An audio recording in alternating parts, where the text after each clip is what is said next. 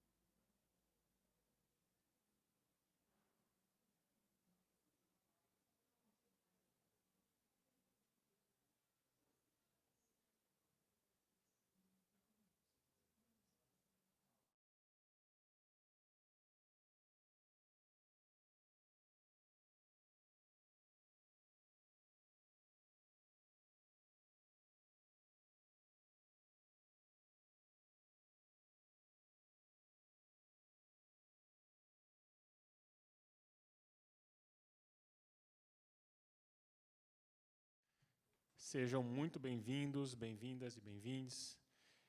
Essa é uma sessão, é o Oceano Saudável, Resiliente e Inspirador das Boas Práticas ESG, a conservação do oceano. Estamos aqui diretamente da cidade de Santos. And here we are in the state of São Paulo, in the city of Santos. My name is Glauco Kimura de Freitas. I work for UNESCO Brazil as a projects official for natural sciences. And I was honored to be, and I'm honored to be invited to moderate this session. And here we have two very important guests that accepted our invitation to participate in this session. And both of them are important leaders in their roles, in their segments. And not by chance, they have a direct relationship with the ocean and a direct relationship with UNESCO as well. The first participant that I'm honored to present is Oscar Metzabet, who's the founder and creative director of OSCLIN and president of Institute E. He's also an ambassador of goodwill of UNESCO for culture of peace, sustainability, and Ocean Decade of the United Nations. The second guest in this debate is my colleague, Francesca Santoro, Francesca is the global coordinator of the ocean literacy of UNESCO COI. Francesca is headquartered at COI in Paris. And this session, that I hope is a very profitable session, is divided into three main blocks, four blocks, so to say. The first, we're going to introduce the Ocean Decade, and it has a duration of around 10 minutes. So it's an icebreaker, so to say, the first block. The second block, we will have the presentation of the best practices, entrepreneurial best practices, corporate best practices for the ocean. And the third block, we're going to have best practices in conservation, another 20 minutes. And in the fourth part, we're going to have some time for questions and for the public to intervene and ask questions. So if timing is good, we can ask one question between one block and another. And if we're a little late, I'm going to ask you to take note of your questions, because in the end, we're going to have this space of interaction with the public that is so important. I will control the time of our guests so that we can finish in time and on time as well. So, as a UNESCO collaborator, I would like to start by saying that the United Nations promulgated the Ocean Decade because as of that moment in 2017, when this decision was made by the United Nations to dedicate a decade to the ocean, we recognize that the ocean is under having under risks, under damage, and we need to revert this scenario. So for the conservation of the coastal and marine ecosystems, we have this planning for a decade that resulted in 7 results for the decade. That is clean ocean, where the pollution sources will be removed and identified and removed. The second is to have a resilient and healthy ocean where the ecosystems are understood, managed, and restored. And the third is a productive ocean that support the sustainable production of food and that provide ocean economy that is sustainable. The fourth is the predictable ocean so that the society can understand the issues regarding the ocean. The fifth is a safe ocean where life and subsistence means are protected. The fourth is an accessible ocean with access to data, technology, and innovation. And the seventh is an inspiring ocean that engages where the society understands and value the ocean and the sustainable development. I will start the session asking Francesca Santoro to make her initial considerations regarding ocean literacy and the relationship with ESG, environmental, social, and governance. So, and entrepreneurism. Francesca, would you please? You have these initial words to make your considerations.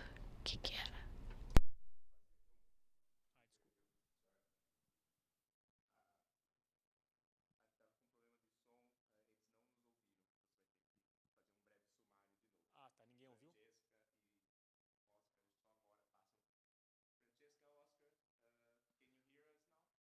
Francesca, Oscar, do you hear us?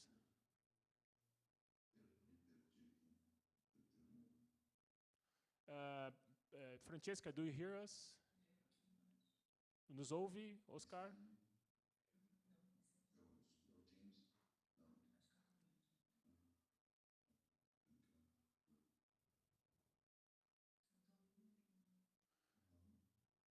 Eu acho que ele não está nos ouvindo.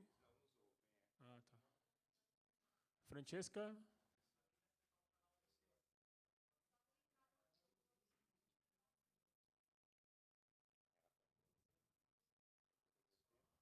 Eu não estou te escutando, Glauco. Oscar, nós estamos te ouvindo. Agora foi. Ah, tá. Você está escutando? Oi, Francesca, tudo bom? Olá, Oscar, boa tarde. Tudo bem. Olá, boa tarde. Good afternoon, Francesca. Do you hear me now?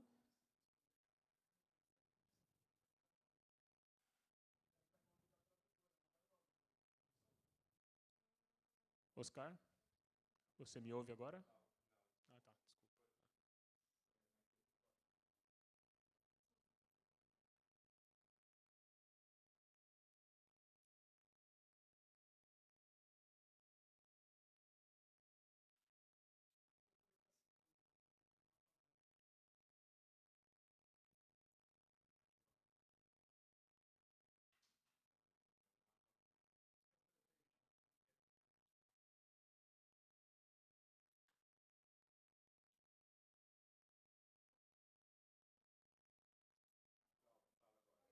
Alô, hello, do you hear me, Francesca? Francesca is nodding her head, so I think she can hear me now. Oscar, você me ouve? Oscar, você me ouve? Eu acho. Ah, tá.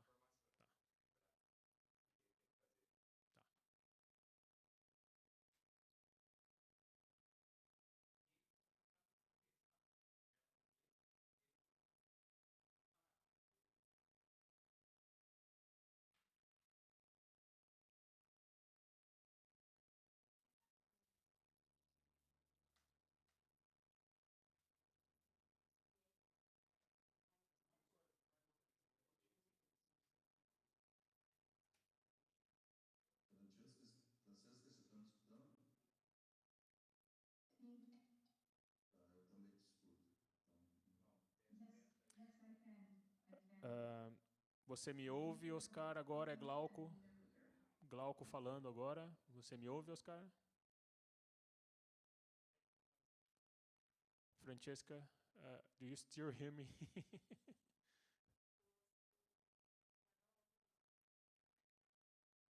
Oscar? Você me ouve, Oscar, agora? Não? Francesca, do you hear me?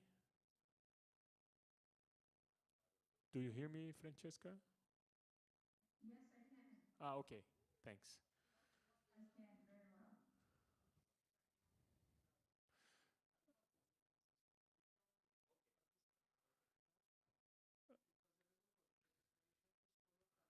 We're just figuring out, Francesca, how to make Oscar hear me, because I think he can hear you, but he cannot hear me.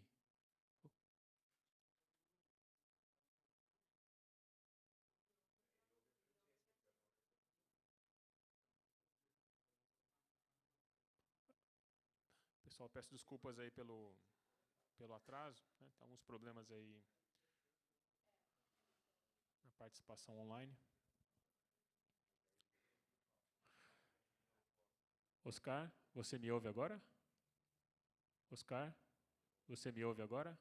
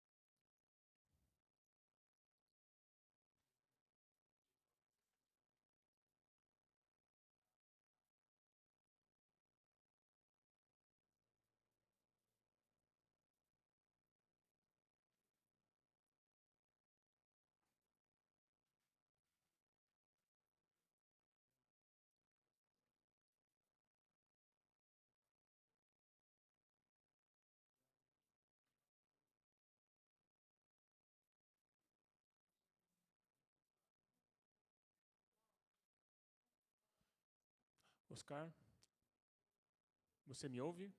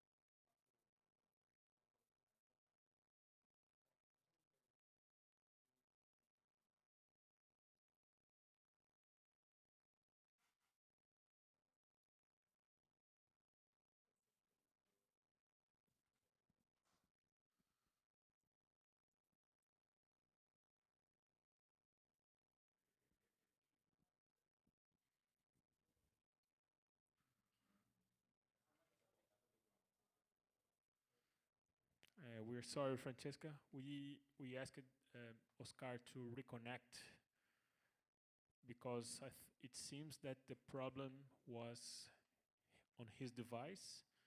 Since I think you can hear me and I can hear you, but Oscar was not hearing myself. Even he was listening to you, he was not listening to me.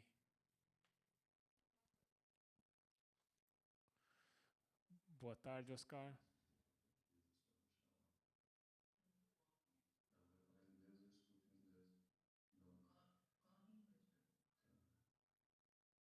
Boa tarde, Oscar. Alô? Boa tarde, você me ouve?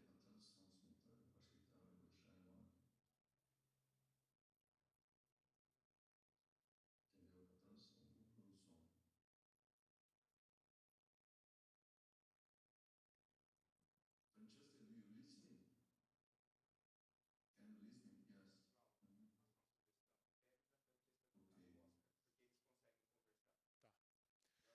Ah, como nós temos que dar sequência aqui à mesa, peço desculpas. As we have to continue with the roundtable, I excuse myself for those, not only those here present, but also our guests. I will suggest a way to triangulate here.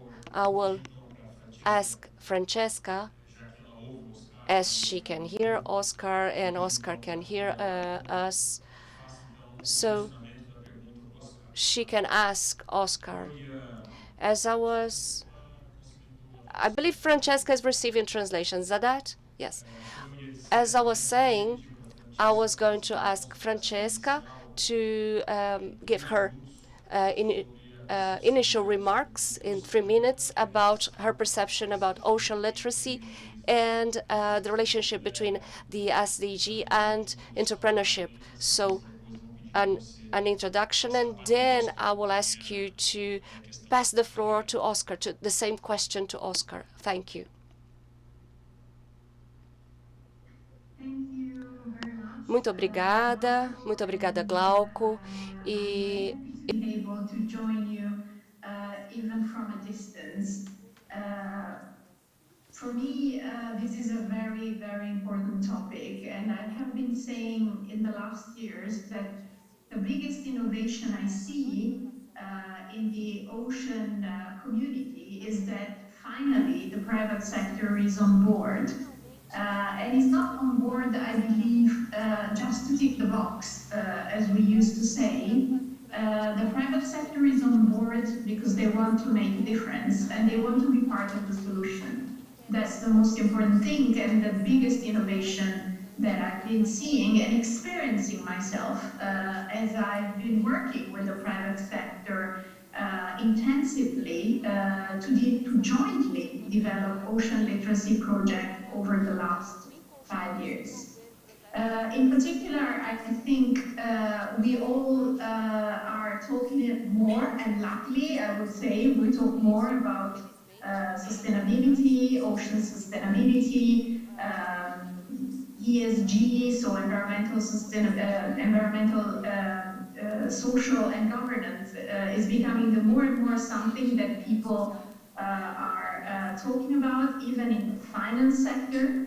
And very recently, we have also organized an ocean literacy training for the finance sector. And if there is something that I learned from the colleagues from that sector, was that ocean literacy is really key as well in this field. The sector, the private sector, the finance sector, they mainly work with the idea of tackling risks, potential risks, and then to see where opportunities are to further develop their business, of course, in a sustainable way. And in this sense, ocean literacy is really crucial because it can help to inform the sectors about ocean processes, about ocean threats, and most of all, do that interface role that I think is really typical of the work of ocean literacy. So positioning what we do at the interface between ocean science, ocean data, and the society as a whole, and therefore also including the private sector. As I was saying, I've been working quite a lot with the private sector from different sectors, from fashion to energy to insurance. And what I can say is that we are exchanging quite a lot, and I've been learning a lot from people from the private sector as well as they are learning from me. As I was saying before, sustainability is becoming quite a fashionable word, and so it is very important that when somebody from the private sector is willing to join the sustainable development discussion and dialogue, that it does so with the proper knowledge and with a proper understanding of, as I was saying before, ocean processes and ocean knowledge. And lastly, I would like to add that, as we know, ocean literacy is not only about increasing people's awareness of the ocean, but it's much more than that. As I always say, is about giving people the tools to use that knowledge and to transform that knowledge into action. So that's why I think it's really important to use ocean literacy at the interface between the collaboration of ocean science and the private sector. And I thank you very much for your attention, and I look forward to hear what Oscar has to say about this issue. Obrigado, Francesca. Excelentes pontos. Eu gostaria, então, que você pudesse replicar o Oscar. Francesca, excellent topics.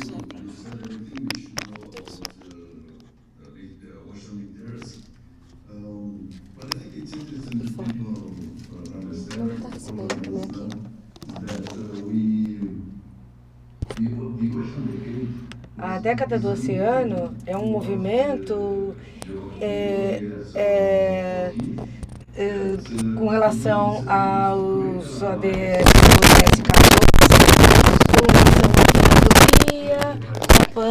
empresas, instituições de pesquisa, de educação, sociedade, a comunicação, tudo isso junto nessa década, porque nós realmente precisamos de um movimento de uma forma contundente, de uma forma específica e objetiva para todos os agentes da sociedade. What we could see when you said about that now we need the companies, industry, enterprise to be involved on that. It's interesting because the Ocean Decade Conference, what we bring most is how are the practices that academic or research institutions are developing to get a better, not only better quality of our oceans, to preservation, but how to bring economically sustainable projects in many sectors of contemporary industry from the oceans. So it's not only about the preservation or to bring back the best conditions for the ocean, but how to bring new economics from the oceans. This is super important. And I think this is very seductive for companies in industry to invest together in this project that the UN Ocean Decade with states. It's the states, there are some countries that are already involved on that, mostly the ones who have frontier with the ocean, some others no. And to really to bring and change and with the leading of the UN, like we had in last summit was in Lisbon, we could see the difference between 5 years ago when we had in New York and now. How many companies, and mostly amounts of the finance system involved. So I really think the Ocean Decade, the alliance created by UN on all those actors in society, I think we are getting good steps ahead. Maybe not to achieve in 2030 the old yes, the 14 ODS, but we are stepping forward on those.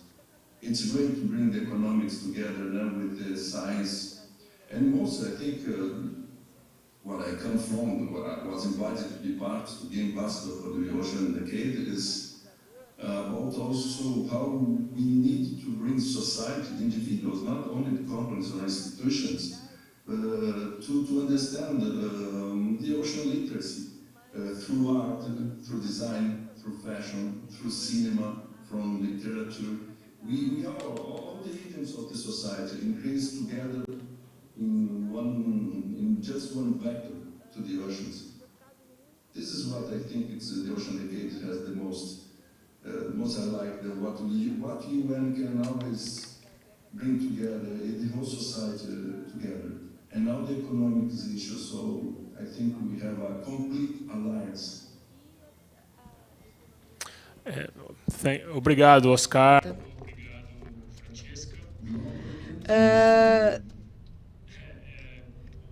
Thank you, Glauco, and thank you, Oscar, and thank you, Francesca. I believe the question is that I wanted to talk more about the relationships, giving some examples that you mentioned in your speech, how to unite innovation, arts, and fashion in the conservation of the ocean. I would like you, Oscar, to talk a little bit about the experience of Osklin and e-fabrics for this kind of conservation.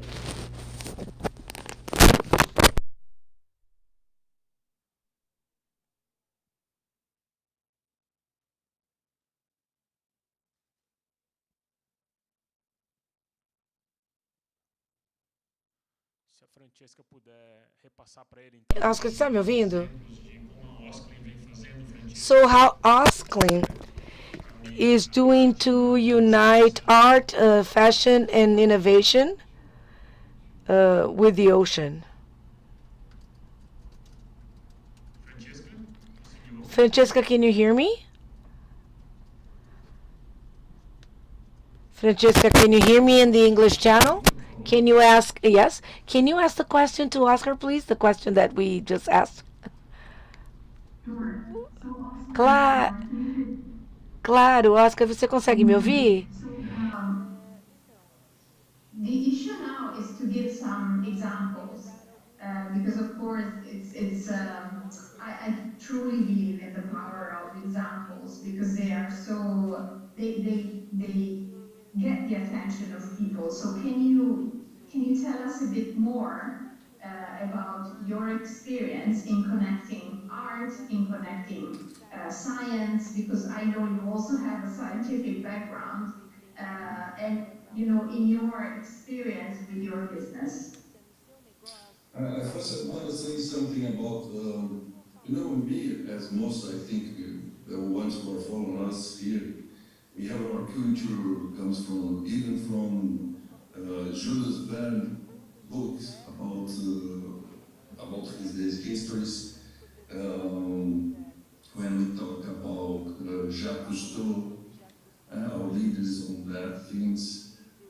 Dessas coisas. We have in Brazil a very interesting oceanographic faculties at the universities.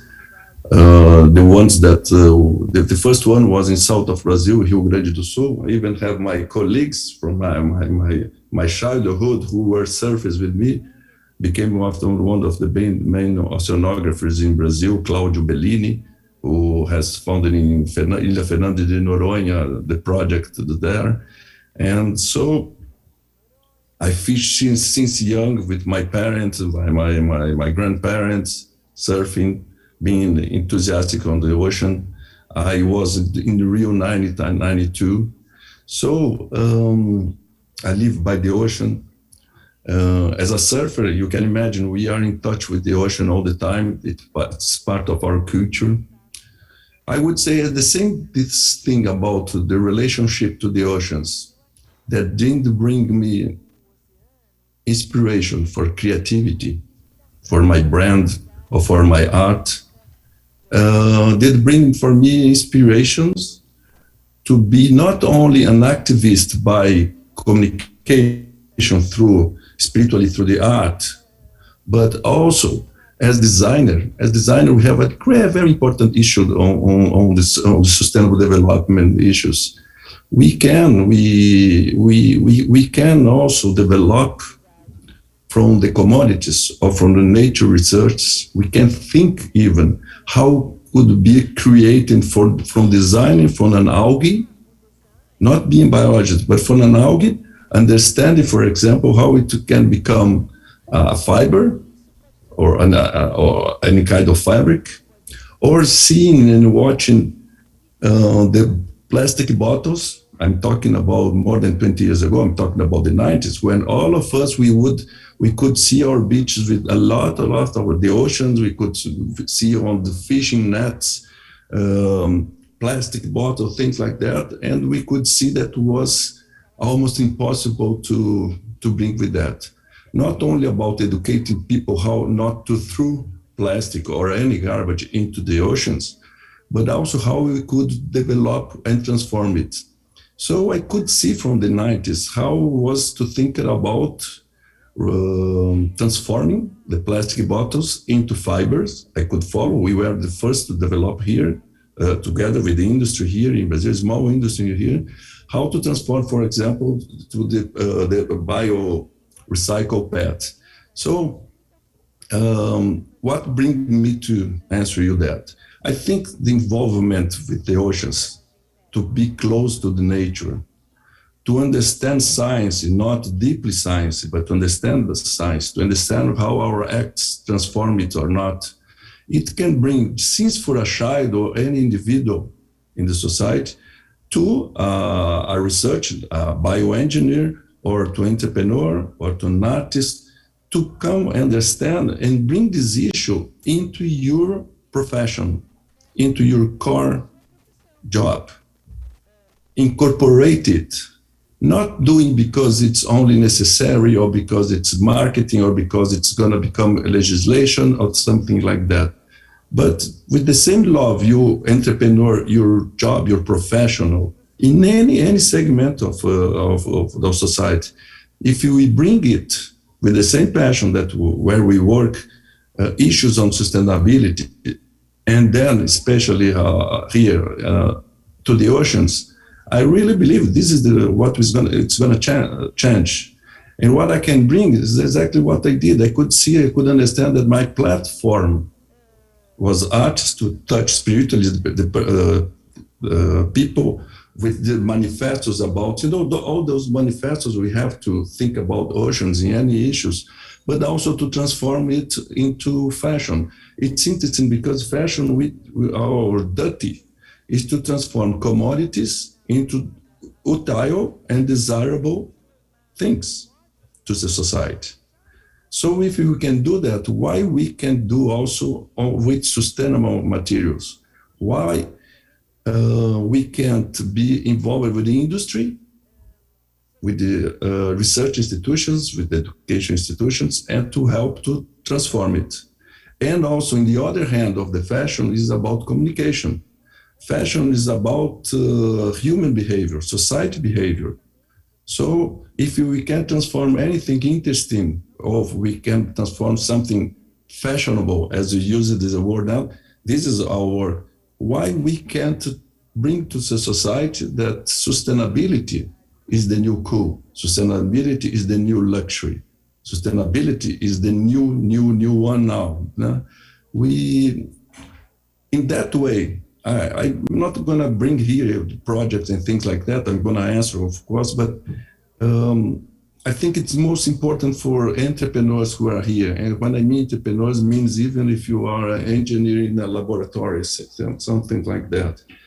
Yes, we have to have in our mindset, as we have physics, chemics, design, drawing, painting, writing, those skills. When we have our inspirations and our instruments, skills to develop something, we have to have in our mindset. This is what I try to bring, that we have to have most on the universities. Doesn't matter what profession, what segment of the university, that we have to bring sustainability and ocean literacy and forest literacy and many other biomes in the planet. We have to bring it into our way, our mindset as a sustainable design thinking. We have to have it in mind, because if we don't transform it that way, we are not going to transform economically. We are going to keep just a movement of society talking about waiting for a change, but not changing anything. So the spirit of entrepreneurship is not only for who has a company or industry or business, is for any one of us as individuals. This is the great big dilemma for this moment we are living in society. We all, as individuals, we have to understand we have to be entrepreneurial to the change of our way of we consume, how to develop new ways of consumerism. But first we have to understand, love, and have instruments about oceans to change. The work we have done since using mostly no artificial colorants, dyeing process, the recycle pad already more than 15 years, recycling the last 6 years, recycling using recycled nylon from fish nets around from Brazil. We have developed those exactly on the fashion industry, but also for, I would say, awareness for society, education. For example, the reforestation of our dunes in the Ipanema beach, Leblon Beach in Rio de Janeiro, that's more than 12 years already. It's a very symbolic of things. It's the way that, hey, look, pay attention, we can reforest it with original vegetation. We have to keep it, we have to love it, we have to help to develop and replicate in other beaches in the world. Let's, in Brazil also. We have, for example, this on Ipanema Beach and Leblon Beach that we have. Those are iconic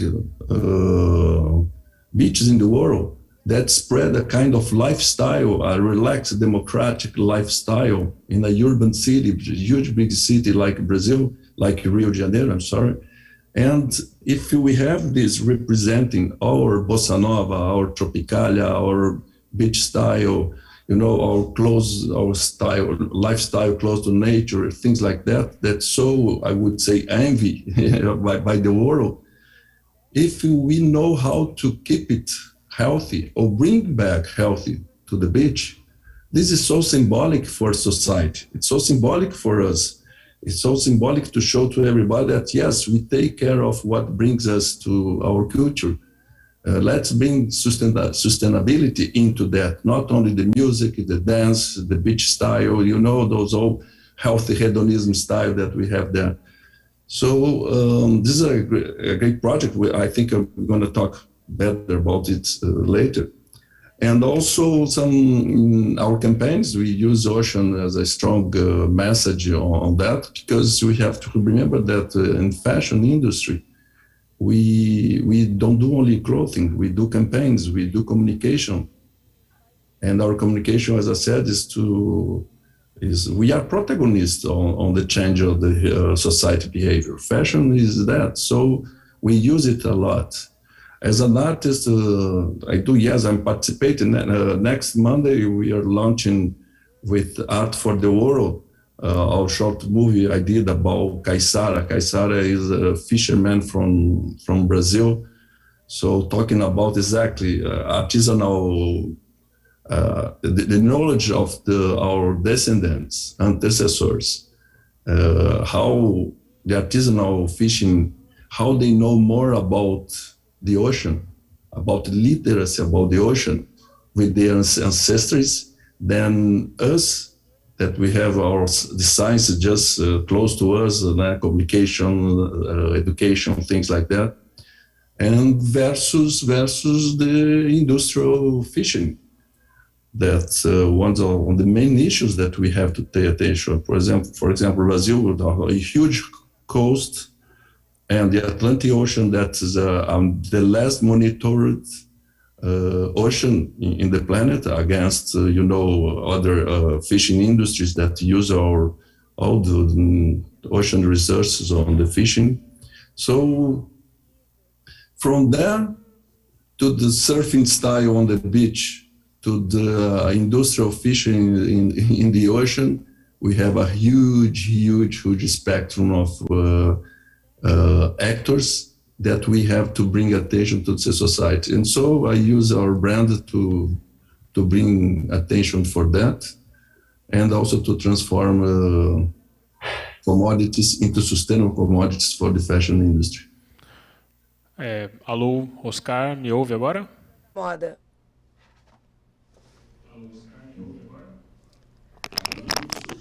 Oscar, can you hear me? Francesca, can you hear me? Can you hear me, Francesca? Okay. So I think that the problem has been solved. Okay. Thank you very much, Oscar, for your considerations. How do you, as you know, here in the auditorium, we have a lot of young people. You cannot see them, but they can hear you. In this sense, I would like to ask you, how do you see the role of the new entrepreneurs so that they can develop sustainable actions for the ocean, for the environment? How do you see this opportunity to them? First, Francesca, and then Oscar, please. Well, this is really a topic that is very dear to my heart. I really work a lot with young people, and actually we are launching very soon, in 10 days, a new brand project that we call Young Blue Minds. So we want to bring together what we call in the decade term, the early career ocean professionals. So not only scientists, but ocean professionals. So again, people coming from business, from fashion, from law, from finance. And we want them to stay together, to spend a day in the ocean, close to the ocean, to do some citizen science, to do some surfing, to do sailing, because we want them to experience the ocean, because as Oscar was saying, this is the most powerful thing we can do to let people feel that they belong to the ocean. And then they're going to discuss their project among themselves. So I don't want, someone to come and to tell to young people, you do this, you do that, because they know better than us, because they live in this world, but they are going to help each other. So it's going to be like a peer-to-peer experience. They're going to help each other, and we're going to bring these people, enthusiast people, who are going to create this network that is going to become bigger and bigger. So we start from here, from Italy, where I am, and then we hope to bring this project, Young Blue Minds, all over the world, maybe to Brazil, thanks to maybe you, Glauco, and Oscar. And Oscar said one other very important thing for me, of course, very dear to my heart as well, that this topic should go to university curriculum, and no matter what you study, no matter you study medicine, you study finance, you study economy, sustainability should be there. And the way in which we should teach sustainability is a completely different way with respect to how we teach currently in our schools. And this is a big problem for me. I think we need to work more on teaching to these young minds how to tackle those issues, embracing complexity. They don't have to be scared about complexity, but they have to embrace this complexity, and we need to give them tools to help them embrace this complexity. Por favor, Oscar. Glauco. Should I speak?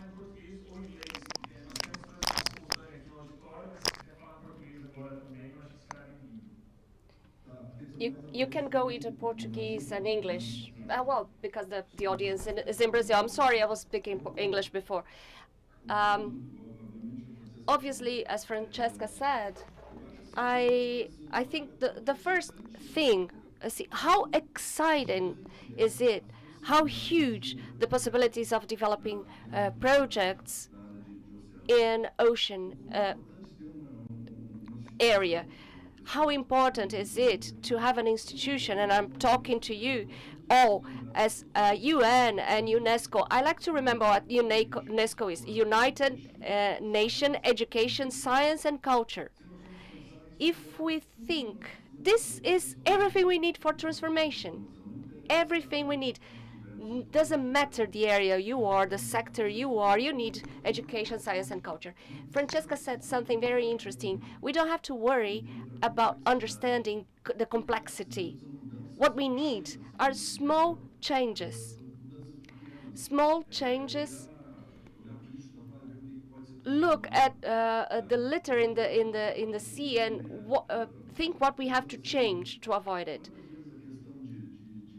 How many times nutrition or food coming from the ocean in this moment that we are living a change in nutrition rates, we as a society and individuals, we don't understand anything. Even the seasonality of the fish we can eat, which fish we can catch, and what other food stuff we can have from the ocean, we don't know. Why don't we have a little guide that taught us about fish seasonality, a website where you can see it fast and say, oh, this fish, it's not in season, I shouldn't buy it. So it is huge. There are huge possibilities. There is a possibility of developing biotechnology. There's a space to Brazil has the agro business. We transform this in something sustainable from the land, but from the ocean we don't have much developed. And there's a huge room for that in fashion. Fashion is inspired by the ocean. When I say fashion, I say everything, and meaning movies and TV.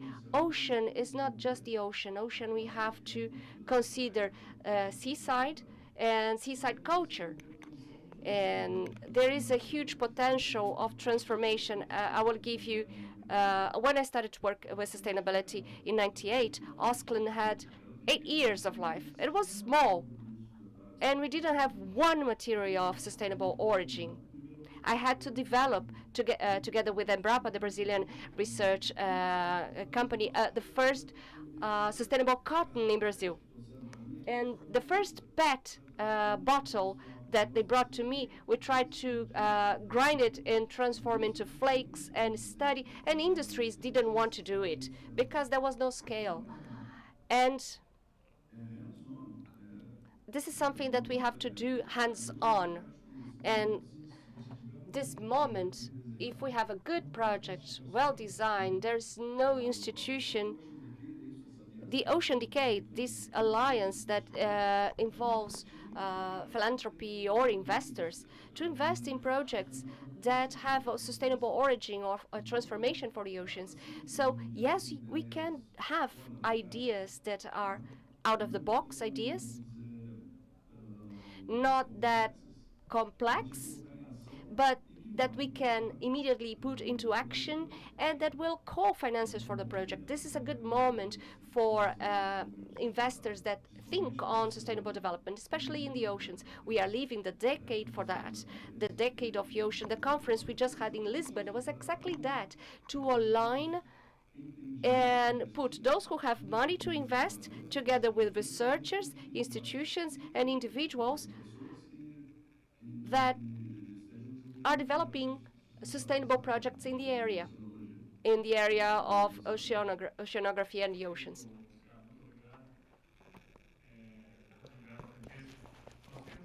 Thank you, Oscar. Thank you, Francesca. I would like now to pass the floor to the youth here watching us, like Oscar and Francesca, two major leaders. If they have any question, you can raise your hand, introduce yourself, and we will toss a microphone. So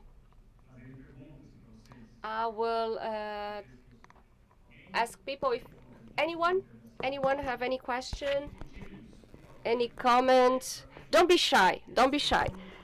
Come close here. Say your name.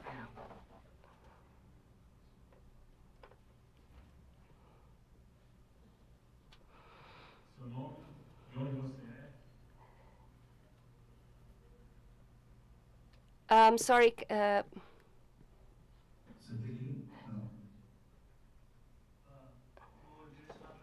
My question is for Oscar.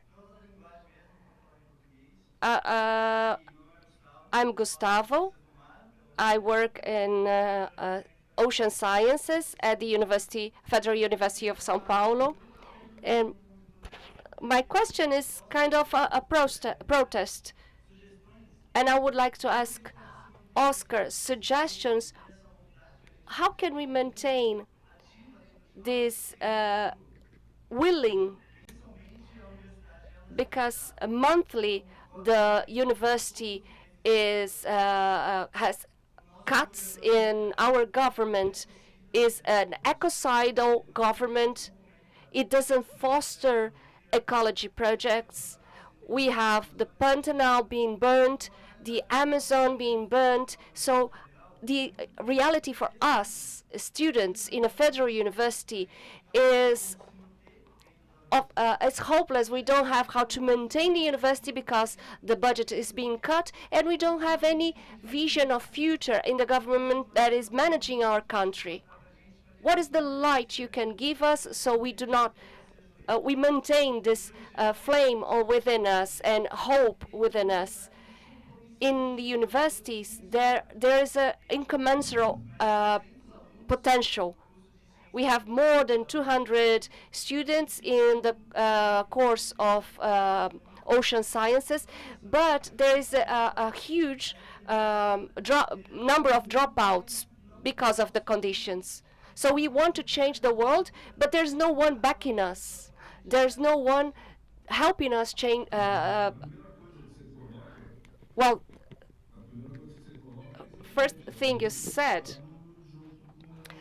yes, we have to put the state together with us. We, society, in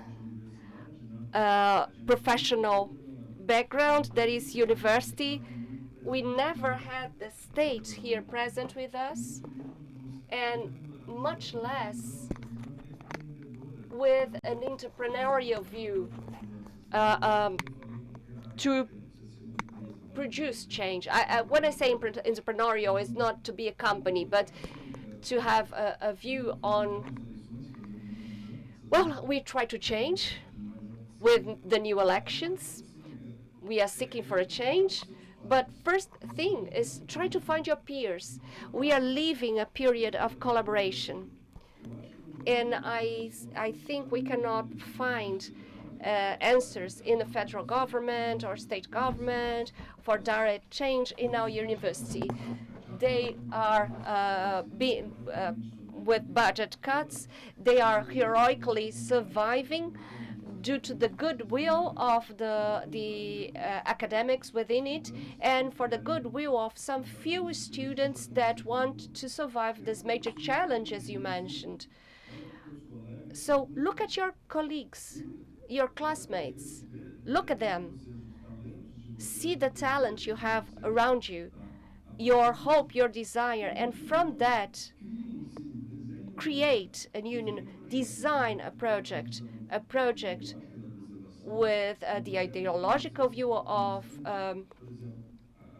preservation, where you see all the documents created by the Ocean Decade as entrepreneurial, for research, for art, for policies and state transformation, and create a project.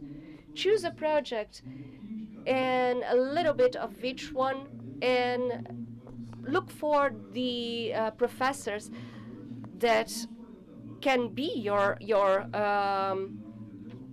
manager or in your final research, and go for your dream.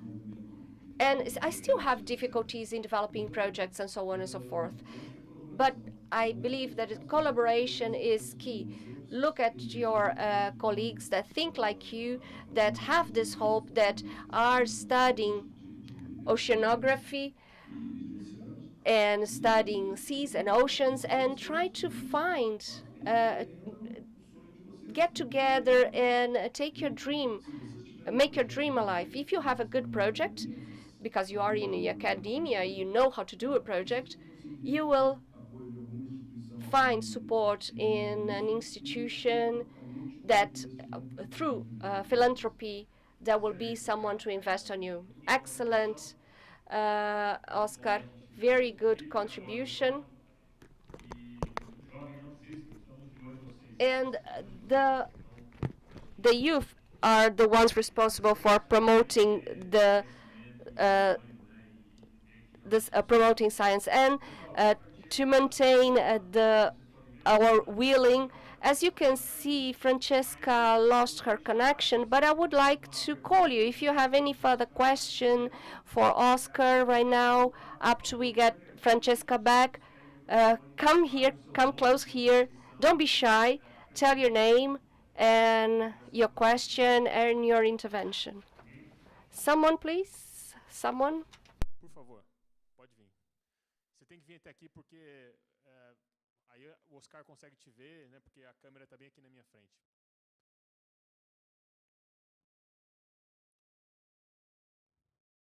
Esperamos que a Francesca retorne, né?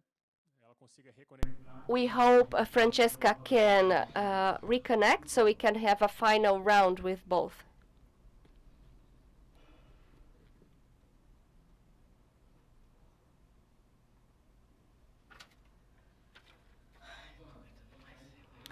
Good afternoon. I'm Rafael. I'm also a student in the Federal University of São Paulo. I also work with science and technology of the seas. And my question is more related to my daily life. I'm not from here. Many students are not from here, from Santos. And the situation in our daily life, the people we live with don't see how important the ocean is. They think it is important, but they don't see the connection in their daily life. They're important to see with clarity how the ocean is inserted in their daily life. My question is how to take this dialogue, our contacts in the city that are far from the coast. Very good question, Rafael. Rafael, we have to, I like to put myself on the shoes of the other people when I'm creating something. If we want to communicate this knowledge, this ocean culture, this ocean literacy, that I agree with you, not that many people know what is the ocean. Well, they value because it is beautiful, because there is the beaches, but they don't know what is the potential of richness, of biodiversity, and the fragility. And this is what we have, the potential and the fragility. If we understand as society, as individuals, we can transform a lot of things. I believe that what do youth, people you want to communicate and help transform into attitudes, this knowledge about the ocean, what do they hear? Where do they hear? To whom they pay attention? What is the way to communicate with them? It's not worth it to talk academically. This is too exclusive. This is a way to learn for those who have a desire and are looking for that, those in university. We need a way to have contemporary communication with the youth. There are things that are interesting. Some years ago, I wrote a chapter for UNESCO that is edutainment, that is joining both education and entertainment. Currently, the youth spend their whole time in video games, Instagram, TikToks, or in spots and on the movies or their parties. I'm talking about entertainment. I believe this is a good way to do so. You are young, you are a person with academic knowledge on ocean sciences and sea sciences. If you have that, you have one skill, that is the academic, that how to dissect scientifically about these issues. The other thing that I see is your desire or observation that you can transform in a desire or maybe opportunity is how to communicate to others what you know about ocean and ocean sciences. So you will create a way to communicate. Be it in your Instagram, that is really interesting and everybody can see it, and you start to feed information there, or you create a project with others that guide. For instance, why don't you offer yourself to a group of game developers? There are many experts in other areas, in technology, engineering, like developers of graphic design. They are part of these teams. Why not to have an oceanographer to take content and use their communication skills? I'm saying games as an example, as exemplify your question on how to communicate, and take it along. And I don't doubt that a project such as this one, instituições que estão fazendo if we parte take to institutions that are part of the ocean decade, will be accepted as a project to receive support. Não sei se eu consegui. I don't know if I was able to explain. I try to use an example. Oscar, this is an excellent point. One of the aspects we thought was exactly creating a project database for innovation for the Ocean Decade. This is an idea that in your in your answer you bring this into light, how to create like a fair or an exhibit of innovative ideas for the decade.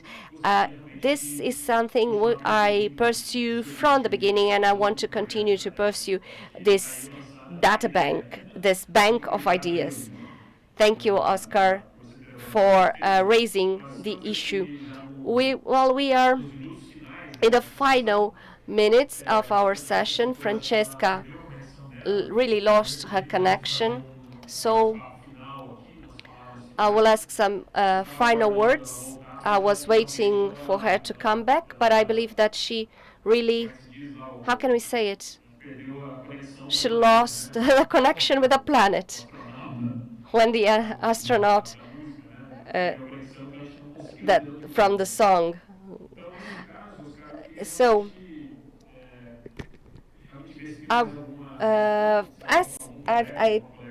is there any final question here? Any final?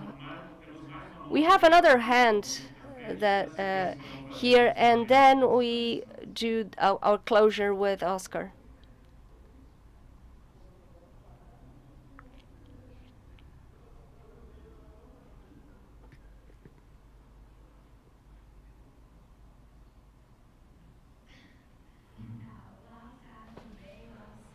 Hello, Oscar. I'm Amanda. I'm an oceanographer. I have a degree in oceanography, and I'm a researcher of entrepreneurship and impact, which is related to what you are talking here. I'm one of the founding partners of Bloom that is trying to give dynamism of all this ecosystem you are talking about, involving institutions like UN, universities, fashion companies, tourism, and other industries. And we are currently trying to connect with consultants. ESG is one of the agendas today, and we are investigating for those providing consultancy for these companies, how much they achieve, how much can they deliver to ESG for these consultants that will be in the day-to-day of these companies. How much can they, in fact, deliver content about ocean, on how can we, for instance, carbon compensation, carbon offset, and talking about blue carbon, and not only replanting forests, but also replanting mangrove, and taking the opportunity of this virtual meeting. In your journey, do you have any tip, or do you know any company, any institution, have you ever been addressed trying to connect the ESG targets of the company, and what this has to do with ocean or not? Amanda, olha só, Amanda, a questão do ESG, né? the ESG Ela está muito ainda, está sendo is still várias instituições estão não existe ainda an ongoing theme. There are no defined criteria. We have to understand that is too broad. What are sustainable criteria or not? Is it still too broad? And it's also very important to understand that our generation, we are living a transition from business as usual of 200 years to a green economy. And it's not from night to day that companies can transform all of their technologies and methodologies in sustainable or not. Meanwhile, we, as society, we are demanding, but not doing much. As individuals, we do not do much. I noticed that in the last 10 years, the companies transformed much more than us as individuals. And we have many more products and sustainable products, and we still consume what gives us more status, what is cheaper, what is trendy, what brings us more comfort, and this is how we consume. Regarding our consumption choice in terms of sustainability is not in our priorities. It is in the priority of very few people, also because it's not easy, because we need scale for all these sustainable products to be competitive. It's not like the 200 years that we had the products in industrial scale. And we as society, we are requesting the ESG, the criteria. If you observe, not only in Brazil, but throughout the world, several institutions, that be NGOs, private institutions, are willing to create their criteria and put their criteria in the market and sell their services with their ESG criteria. What I can say from our experience, what I see with that, just to conclude, sometimes people invite me to participate in some meetings, sustainability meetings of some big corporate groups. Because Austin is small, and in these companies, Austin is a small case with success, much more due to its entrepreneurial, transformational vision than any other reason. It's something based on transparency and legitimacy, not only due to my ideology, but also due to a business vision, because the business of the future are going to be like that. And I try to make Austin a business of the future. And what we see in these companies is that they either have a partner institution to create their ESG, or they develop that internally. So what happened with Austin is that we founded the Institute that thinks about sustainable development for the fashion industry, now also for other industries, and then we incubate all our projects and projects of other institutions for sustainable development that be not only communities of low income or people in the forest, together with academic projects like or scientific projects like Embrapa for transformation. And we started to put that into practice, and the day-to-day showed us by knowing the chain of each material that we used, we understood where we could transform more to a chain for a sustainable seal, and others that were more difficult. And then we brought this together as a hub in the academia and in companies and NGOs.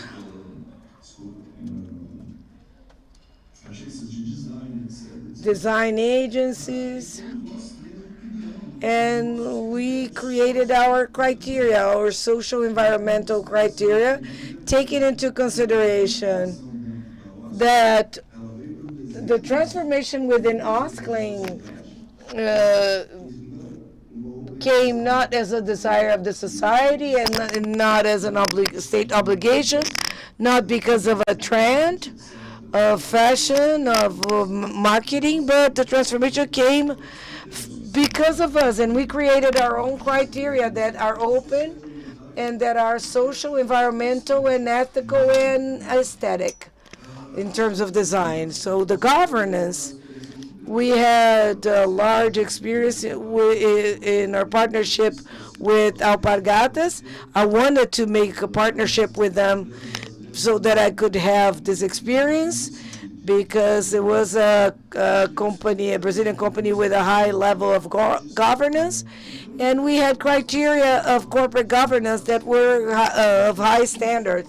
And then we noticed that we had created our own ESG, and that we took our supply chain, showed them the criteria, and put as an obligation, as an option to make our products with them, be them suppliers or not, if they address the sustainable criteria, where they do not know how to transform themselves into sustainable. So we took them some sustainable practices to help them transform.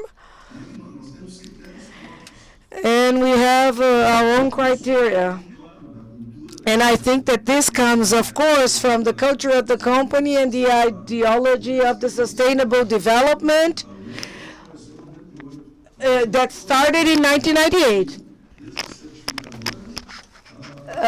From certifiers to companies that did not even believe in this future that we are talking about nowadays. Maybe Austin was a pioneer, because we are considered pioneers in several ways, not only in the sustainable fashion, not only in Brazil, but in the world. There is a big opportunity for agencies like yours, that the one that you presented to me now, to take this methodology and criteria based, criteria based on pillars of sustainable development of the planet, otherwise the SDGs.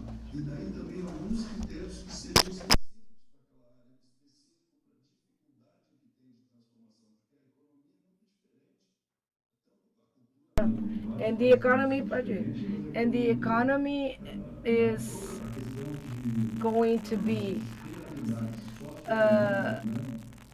developed in the social economic reality of natural resources and methodologies, that we need to adapt them to, like the acronym says, ASAP, as sustainable as possible and as soon as possible. Otherwise, we create criteria that become excludent, and then that exclude the transformations, the companies. If we have utopic criteria, we are not able to transform. We need to create a transition criteria. This is what the Institute E has created, the transition of social issues and environmental policies and of governance. This is my experience, our experience. Perfeito, Oscar. Muito boa explicação. Agora realmente entendi a sua explicação da sigla, né? ASAP. Very good explanation. And this analogy with ASAP, because it's we are too much ahead of time already. We need to wrap up our debate today. I apologize for the technical problems that have impacted on our dynamics, but we were very happy to count on your participation and on your availability. We know that your agenda is very busy this week, but we are happy to have you as an ambassador. So thank you very much for your contribution. Your contribution is very important to all of us, especially to the young ones that were excited to have the opportunity to listen to you. I'll give the floor to you. Just if you can just quickly convey a final message. We need to finish this Oli Glauco, thank you for the invitation. I think that the initiative of this conference in Santos is really perfect. It's the right moment. It fits the mission of the Oceans Decade. And in this project of the United Nations Alliance. And I think it's by doing that with the exchange of experience in several sectors, the artistic, industrial, and all that, that we can transform this period that we're going through. Difficult in some ways, but beautiful period that UNESCO has already represented that. So the United Nations for Education, Science, and Culture, right? Yeah, okay. Okay, a big hug to everyone. We want just you to stay one more minute so that we can take a picture with you, okay? So we can register this moment.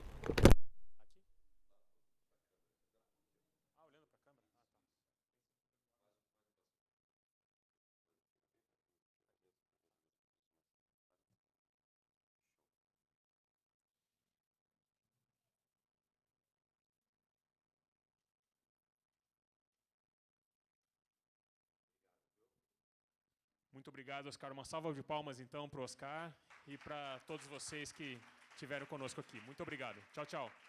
Tchau, Oscar. Obrigado.